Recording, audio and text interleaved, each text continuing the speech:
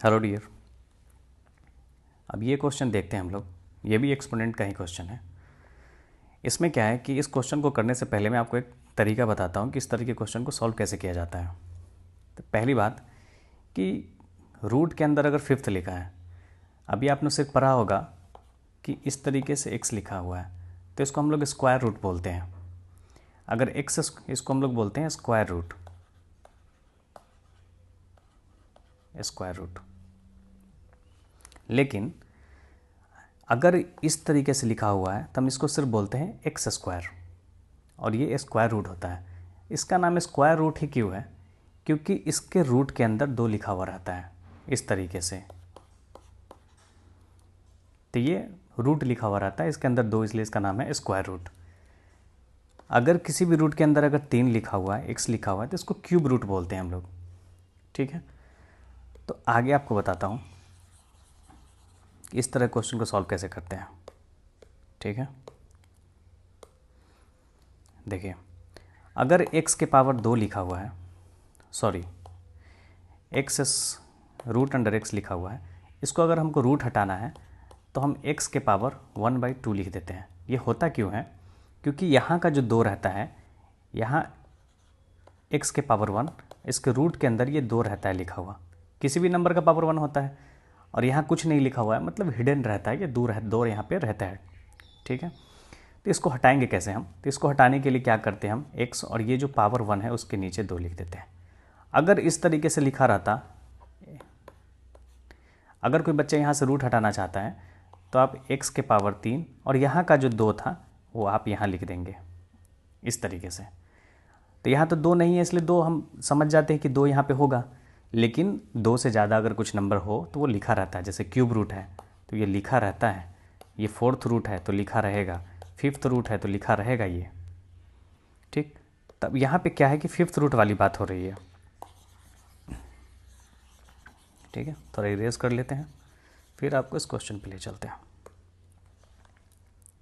ये देखिए, अभी बताया कि जो भी यहाँ का अंदर का रहता है वो इसके डिवाइड में आ जाता है, इसके डिवाइड में, फिर इसके भी डिवाइड में आ जाता है, तीनों के डिवाइड में आ जाएगा। तो होगा क्या कि रूट हमको हटाना है। अब रूट हटाना है तो क्या करेंगे, 5 सबके डिवाइड में कर देते हैं। तो यहाँ हो जाएगा x के पावर में 20 बट्टा में 5 इंटू y के पावर में -10 बटा में 5 इंटू z के पावर में 5 फिर बटा में 5 है, डिवाइड रहेगा इधर x³ बटा में y³। अब डिवाइड कर देंगे सबको तो क्या होगा, यहाँ x के पावर 4 बचेगा, 5 कट जाएगा, इंटू y के पावर यहाँ -2 बचेगा, यहाँ z का पावर 1 बचेगा क्योंकि 5 से 5 कट जाएगा, और डिवाइड इधर बचेगा x³ बटा में y³। इस चीज़ को हम इस तरीके से भी लिख सकते हैं कि x⁴ इंटू y⁻², z के पावर 1 नहीं भी लिखेंगे तो चलेगा, ये x³ हो जाएगा। और क्या है, डिवाइड अंदर में, ये डिवाइड तो पहले से है ही।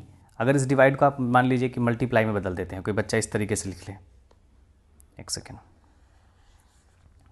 ठीक है, कोई बच्चा इस तरीके से लिख दे कि सर ये डिवाइड है, मैं इसको मल्टीप्लाई करके इसको y³ कर देते हैं, नीचे x³ की देते हैं, ये चीज़ होता है। अब हमने पढ़ाया कि जो चीज़ बेस अगर सेम रहेगा और मल्टीप्लाई में हो तो पावर ऐड होगा, अगर बेस सेम हो डिवाइड में हो तो पावर माइनस हो जाएगा। तो देख लेते हैं, यहाँ y भी है, यहाँ भी y है, और दोनों मल्टीप्लाई में है तो क्या हो जाएगा, बेस ऐड हो जाएगा। यहाँ x क्या है और यहाँ भी x क्या है, सेम है, लेकिन ये डिवाइड में है तो पावर क्या हो जाएगा, माइनस हो जाएगा। जेड का तो कोई साथी नहीं है, जेड अकेला है बेचारा, जेड अकेला रह जाएगा। ऊपर बचेगा x के पावर 4, और ये नीचे जो -3 है वो ऊपर जाके माइनस हो जाएगा x⁻।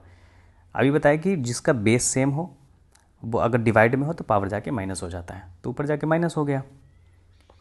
y में क्या है, y -2, और मल्टीप्लाई में होता है तो क्या हो जाता है, बेस सेम होता है तो पावर ऐड हो जाता है, इंटू जेड बेचारा अकेले रह जाएगा क्योंकि इसका तो कोई साथी नहीं मिला। तो x के पावर बचेगा 1 इंटू -2 और +3 मिलके हो जाता है 1, y का पावर 1 और z बेचारा अकेला था तो 1, तो इसको हम लिखेंगे x y z। यही हमारा आंसर है। अगर आप चैनल पे नए हैं तो आप इसको सब्सक्राइब कर लें।